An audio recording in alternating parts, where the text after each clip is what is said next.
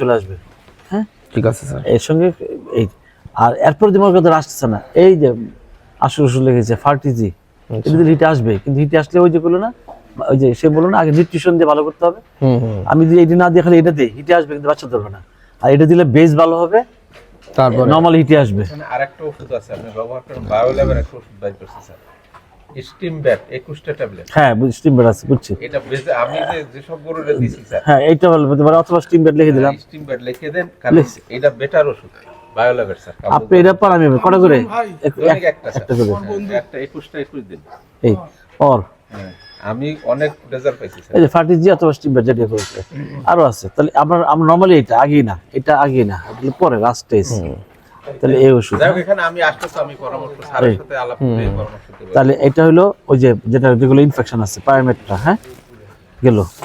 এটা হলো এটা কি লিখছে কামরা, যেটা হ্যাঁ বাস দড়ি কামড়া। তাহলে আইবোক্লোর এমেকটিন প্লাস যেটা দিই ডোজ বাড়ায় দিয়ে এই যে অ্যাবেলা 4 আর মিনারেল ব্লক। হ্যাঁ আচ্ছা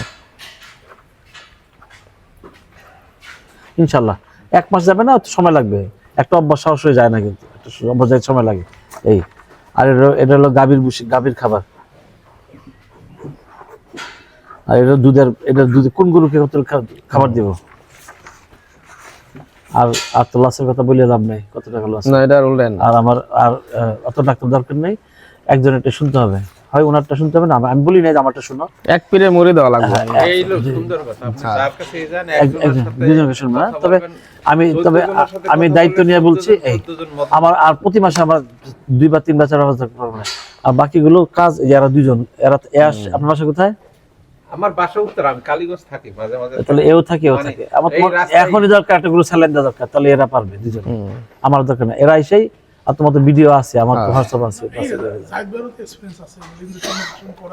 ইনজেকশন দিতেই তো থাকি, দেই তো ফার্মে যাই হোক, ওটা আলাদা বিষয়।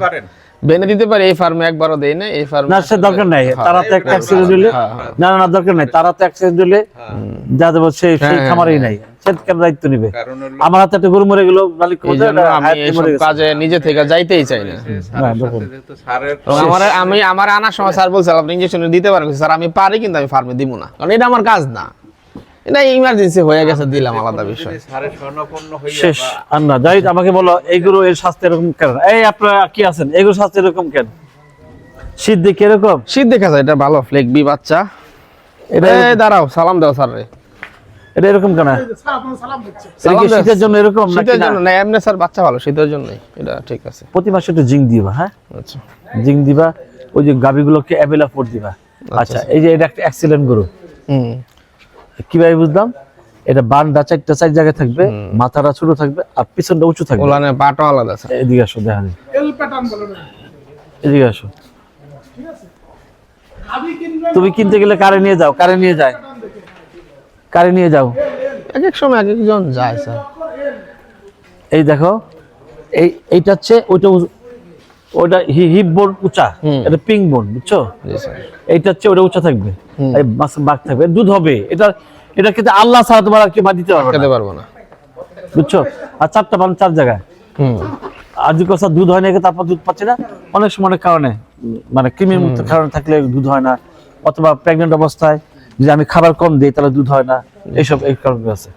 এই তাহলে আচ্ছা স্যার, রোদ্রে যখন বাইরে ছাইরা দিই গরু, ধরেন সকালে খাওয়া দাওয়া ছাইরা দিলাম, ওই দিন কিন্তু বিকেলে দুধের মাইর খাই, তো এই ক্ষেত্রে করণীয়? রোদ তুমি সারাক্ষণ দিবা কেন?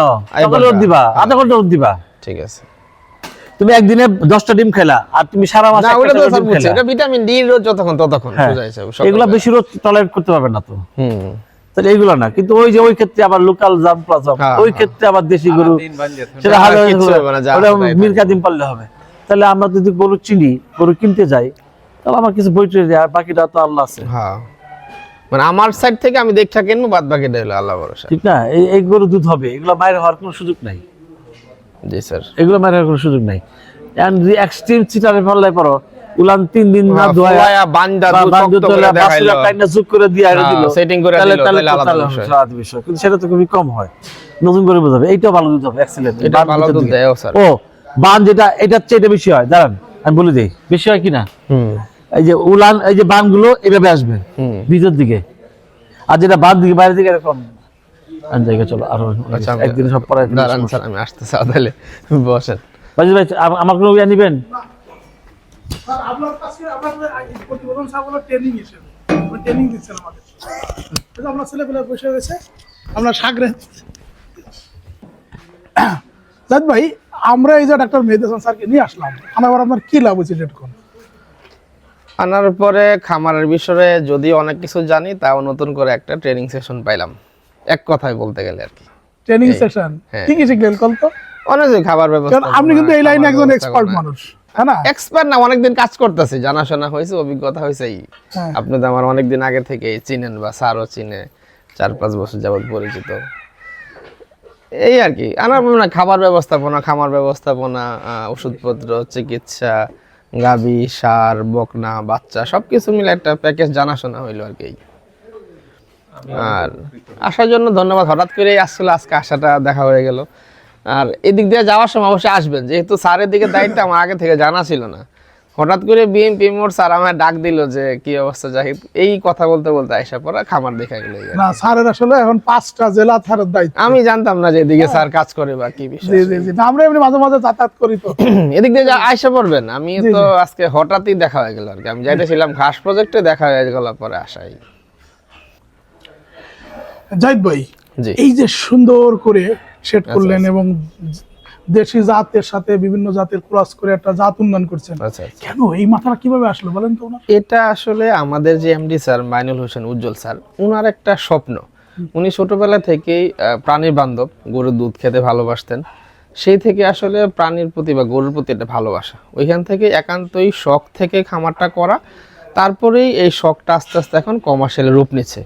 এখানে আমরা জাত উন্নয়নের পাশাপাশি দুধের সেল করতেছি, বাই প্রোডাক্ট হিসাবে যা যা আছে ওইগুলো নিয়ে আসছি। তো এক কথায় বলতে গেলে স্যারের ছোটবেলা থেকেই গাভী বা গরুর প্রতি ভালোবাসা থেকেই, শখ থেকে কমার্শিয়াল এখন এটা রূপ নিছে। আমরা জাত উন্নয়ন পাশাপাশি বাই প্রোডাক্ট হিসাবে দুধের যে প্রোডাক্টগুলো, ফ্যাটেনিং, এইগুলো নিয়ে এখন আছি। আর স্যার দেশের বাইরে থাকলেও সবসময় স্যারের নখদর্পণে আমরা আছি। স্যার সবসময় ওইভাবে খোঁজখবর নিয়ে থাকে এবং স্যার ওই ভালোবাসাটা এখন আসছে। আমাদের স্যারের স্বপ্নটা এখন আমরা লালন পালন করতেছি, আমাদের মাধ্যমে স্যারের স্বপ্নটা সারা দেশব্যাপী একদিন ছড়ায় যাবে, এটা আমরা বিশ্বাস করি। কতজন মানুষের কর্মসংস্থান হয়েছে এখানে সবকিছু প্রায় 20 জন মানুষের কর্মসংস্থান। দেখেন জাহিদ ভাই, একটু বলি, ধরেন এই যে খামারটি এখন কিন্তু স্যার মনে হয় না লাভের কোনো অংশ পায়, এখনো আসলে লাভ না, স্যার স্বপ্ন লালন পালন করতেছে। স্যারের সময় কিন্তু আপনাদের কিন্তু 20টা পরিবার স্যার জি, জি, দায়িত্ব নিয়েছে। অবশ্যই। এবং আমরা সরাসরি 20টা পরিবার থাকলেও আশেপাশে আরো অনেকগুলা স্টেক হোল্ডার জড়িত এই খামারের সাথে। জি জি জি, তার মানে আমরা কিন্তু উজ্জ্বল ভাইয়ের জন্য, আমরা যারা ভিডিও দেখছি বা আমরা এটা করছি, সবার জন্য দোয়া করতে পারি। তো তার মাধ্যমে এই ছোট্ট ফার্মটাকে কেন্দ্র করে এইখানে ফিক্সড 20 জন, আর আরো পাশাপাশি অনেক মানুষ। স্যার সবসময় এটাই ভাবে যে আজকে আমি হয়তো বা এখন লাভ করতে পারতেছি না, কিন্তু আমার মাধ্যমে তো অনেকগুলা 20টা পরিবার অনেকগুলা কর্মসংস্থান হচ্ছে, জি জি তার বদৌলতে আল্লাহ একদিন আমাকে দিবে। জি জি জি জি, আমিও কিন্তু এইটা বলছি। এবং আমার যারা দর্শক আছে তারাও কিন্তু আমার মনে হয় উজ্জ্বল ভাইয়ের জন্য দোয়া করবেন, জি, জি। ম্যাডামের জন্য দোয়া করবেন। যে দেখছেন যে এখানে ম্যাডাম কি করেছে, যে ছোট্ট আমাদের দেশি একটা গরু যমজ বাচ্চা পাইছেন, নিয়ে আসছে। এটা কিন্তু লাভের কথা চিন্তা করে এটা করে নাই। না না না, হ্যাঁ, এবং স্যার এবং ম্যাডাম গরু বা পশু প্রাণীর প্রতি যতটুকু আন্তরিক, এবং মানে ওনার ছেলে মেয়ের প্রতি যতটুকু আন্তরিক, আমাদের ফার্ম এবং প্রাণীর প্রতি তার চেয়েও কোনো ক্ষেত্রে বেশি আন্তরিকতা পরিচয় দিতেছে এবং দিচ্ছে। জি, মাশাআল্লাহ মাশাআল্লাহ মাশাআল্লাহ। আমি ম্যাডামের নাম জানি না, তবে স্যারের নাম যত জানি উজ্জ্বল স্যার, মাইনুল হোসেন উজ্জ্বল স্যার, আর জেরিন তাসনিম মোহনা ম্যাডাম। জি জি, মোহনা ম্যাডাম এবং উজ্জ্বল ভাইয়ের জন্য আমরা সবাই খাস দিলে দোয়া করব, যে তাদের মাধ্যমে হয়তো একটা সময় আমাদের দেশে এই যে সুন্দর সুন্দর ক্রস গরু দেখলাম কুরবানির সময়, যে গরুগুলো আমাদের খুব প্রয়োজন, সেই গরু কিন্তু একটা খামার গড়ে উঠেছে। এবং স্যার যখন মালয়েশিয়া থেকে আসে, স্যারের বাসা উত্তরা হওয়া সত্ত্বেও স্যার আমাদের সাথে 10 দিন থাকে, 1 সপ্তাহ থাকে। ওই 1 সপ্তাহ পুরো সময়টা আমাদের সাথে এখানেই থাকে, এখানে খায়, একসাথে থাকা একটু সবকিছু। মাঝে মধ্যে কেউ আসলে বুঝেই না যে আমাদের এমডি স্যার হাঁটতেছেন, জিজ্ঞাসা করে যে মালিক কোথায় আসছে নাকি মালয়েশিয়া থেকে। জি জি জি জি, দোয়া করবেন জি জি, অবশ্যই স্যার ম্যাডামের জন্য, আমরাও দোয়া করব এবং আমার যারা দর্শক আছে তারাও দোয়া করবে। সবাই ভালো থাকুন। আপনারা দেখলেন যে এমএম অর্গানিক অ্যাগ্রো, একটা চমৎকার সুন্দরী, এই যে যিনি মালিক আছেন তিনি দেশের বাইরে আছেন, তো দেশে থাকলে তো ভালো হতো, আমরা তার জন্য দোয়ার দরখাস্ত। আপনারা সবাই তার জন্য দোয়া করবেন। মাশাআল্লাহ, তিনি আমাদের অনেক সুন্দর সুন্দর কুরবানির সময় প্রয়োজন যে গরুগুলো, সেই গরুগুলো নিয়ে জাত উন্নয়ন করছেন এবং অনেক সুন্দর করেছেন। তার শেড ভালো, তার খাবার ভালো, সবই ভালো। জাহিদ ভাইও এখানে আসছে মোটামুটি এই খামারটা, এবং আমাদের মেহেদী হাসান স্যার তিনি তো দেখলেন যে উনি তার সাথে নিয়মিত আসবেন, প্রতি মাসে একবার আসবেন। এরপরে যে কোনো সমস্যা হলে মেহেদী হাসান স্যার কিন্তু তার পরামর্শ দিবেন। ইনশাল্লাহ এই খামারটা অনেক ভালো হবে।